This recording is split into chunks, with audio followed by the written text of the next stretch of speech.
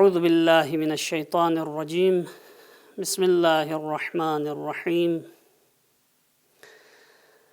الحمد لأہلہ والصلاة علی اہلہا اما بعد فقد قال رسول اللہ صلی اللہ علیہ وآلہ وسلم من تطوع فیہ بصلاة کتب اللہ لہ براءة من النار۔ محترم ناظرین، آج نماز تراویح کے حوالے سے مختصر سی گفتگو ہوگی۔ نماز تراویح کیا ہے؟ نماز تراویح کیا ہمارے ہاں بھی ہے اہل سنت کی طرح؟ اور نماز تراویح کی رکعتوں کی تعداد کیا ہے؟ اس حوالے سے اور کب سے نماز تراویح شروع ہوئی، مختصر سی گفتگو ہوگی۔ سب سے پہلے نماز تراویح جو ہے، یہ جو لفظ تراویح ہے، یہ نماز تراویح کے نام سے کوئی نماز شریعت میں نہیں آئی، نہ کسی روایات میں ہے، نہ کسی احادیث کی کتاب میں لفظ تراویح آیا ہے، بلکہ یہ ایک فقہا کی اصطلاح ہے۔ برادران اہل سنت کے ہاں یہ جو نماز پڑھی جاتی ہے ماہ مبارک رمضان میں، اور اس کی رکعتوں میں بھی اختلاف ہے۔ بعض علماء اہل سنت 20 رکعتوں کے قائل ہیں، ہر شب 20 رکعت پڑھنا، اور بعض علماء اہل سنت 11 رکعتوں کے قائل ہیں، بعض علماء اہل سنت 8 رکعتوں کے قائل ہیں۔ بہرحال برادران اہل سنت کے ہاں قرآن مجید کے بعد ان کا یہ عقیدہ ہے کہ قرآن مجید کے بعد صحیح ترین کتاب صحیح بخاری ہے۔ تو اس کتاب میں نماز تراویح کا جو ذکر ہے وہ آپ کی خدمت میں پیش کروں۔ اس کتاب میں ایک باب ہے کتاب صلاۃ التراویح کے نام سے، کتاب صلاۃ التراویح۔ یہاں پر کچھ روایتیں نقل ہوئی ہیں، اس میں لفظ تراویح کسی حدیث میں بھی موجود نہیں ہے، بلکہ قیام اللیل کا لفظ آیا ہے۔ دیکھیں یہاں پر پہلی حدیث جو ہے، پیغمبر اسلام نے فرمایا من قامہ ایمانا واحتسابا غفر لہ ما تقدم من ذنبہ۔ اب ماہ مبارک رمضان میں جو قیام اللیل کرے گا، قیام سے مراد یہاں پر قیام اللیل ہے، راتوں میں جاگ کر نماز پڑھنے کو قیام کہتے ہیں۔ ایمان کے ساتھ اور احتساب کے ساتھ کوئی ماہ مبارک رمضان کی راتوں میں نماز پڑھے گا، خداوند عالم اس کے تمام گناہ بخش دے گا۔ یہ پہلی روایت ہے۔ اس کے بعد پیغمبر اسلام بھی یہ نوافل پڑھتے تھے ماہ مبارک رمضان میں، اور یہاں پر ابن شہاب نے کہا کہ دوسری روایت میں فتوفی رسول اللہ والامر علی ذلک ثم کان الامر علی ذلک فی خلافت ابی بکر وصدرا من خلافت عمر رضی اللہ عنہما۔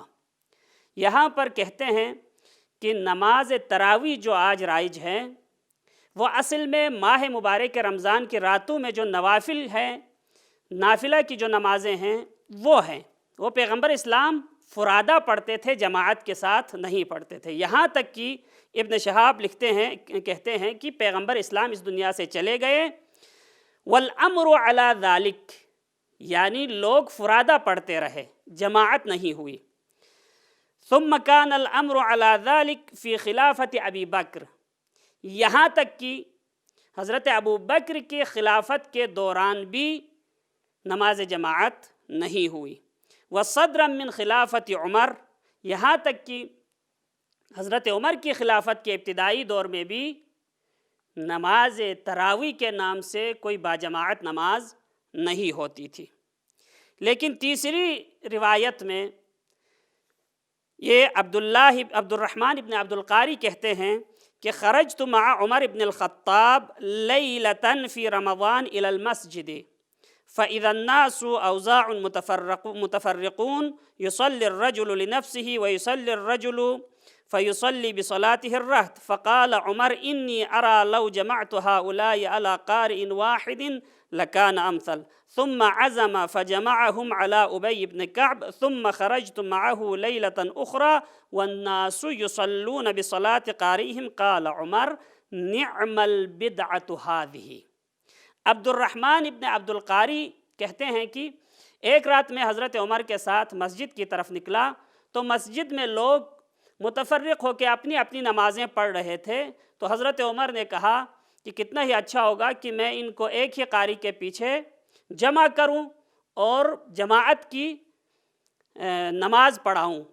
تو یہاں پر حضرت عمر نے جو ہے ابی بن کعب سے کہا کہ ان لوگوں کی امامت کرے اور نماز جماعت قائم کرے۔ پھر ایک دفعہ کچھ دن گزرنے کے بعد عبد الرحمن ابن عبد القاری کہتے ہیں کہ میں پھر عمر کے ساتھ نکلا تو ہم مسجد کے نزدیک پہنچے تو لوگ باجماعت نماز پڑھ رہے تھے، باجماعت نماز پڑھ رہے تھے، تو اس وقت جب یہ باجماعت نماز دیکھی تو حضرت عمر نے کہا نعم البدعۃ ہذہ، یہ کتنی اچھی بدعت ہے۔ یہ لفظ بدعت خود حضرت عمر نے استعمال کیا ہے۔ اب دیکھیں اس میں روایتیں بہت ساری ہیں۔ آپ کی خدمت میں یہ عرض کروں کہ ہم نماز پڑھنے کے مخالف نہیں ہیں یقیناً۔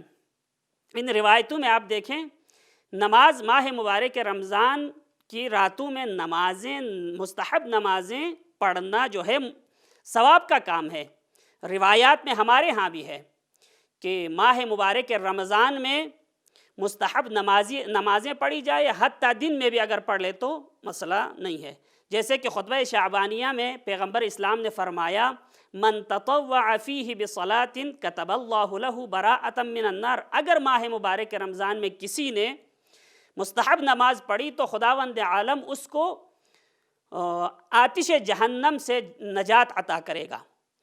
تو یہاں پر نماز پڑھنے کی کوئی مخالفت نہیں کرتا۔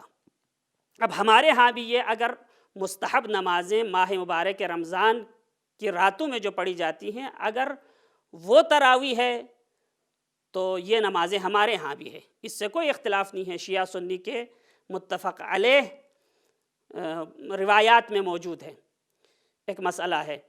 تو یہاں پر جو ہے جیسے کہ کتاب الخلاف میں شیخ طوسی رحمۃ اللہ علیہ نے روایت نقل کی ہے کہ انہوں نے لکھا کہ ماہ مبارک رمضان کی راتوں میں پورے مہینے میں 1000 رکعت پڑھنا جو ہے 1000 رکعت نماز پڑھنا مستحب ہے۔ اب 1000 رکعت پورے مہینے میں ماہ مبارک رمضان کی راتوں میں ہم نے پڑھنا ہے، کس طریقے سے پڑھنا ہے؟ شیخ طوسی رحمۃ اللہ علیہ اس کا طریقہ بھی بتاتے ہیں، جس طرح برادران اہل سنت پڑھتے ہیں اسی طرح نماز جماعت ہمارے ہاں نہیں ہوتی، لیکن فرادہ پڑھتے ہیں۔ کس طریقے سے پڑھیں گے؟ ان 1000 رکعتوں کو ہم کیسے پورا کریں گے؟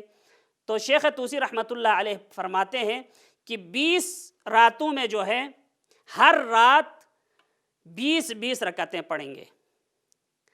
20 راتیں یعنی ماہ مبارک رمضان کی 20 تاریخ تک ہر رات میں 20 رکعت پڑھیں گے۔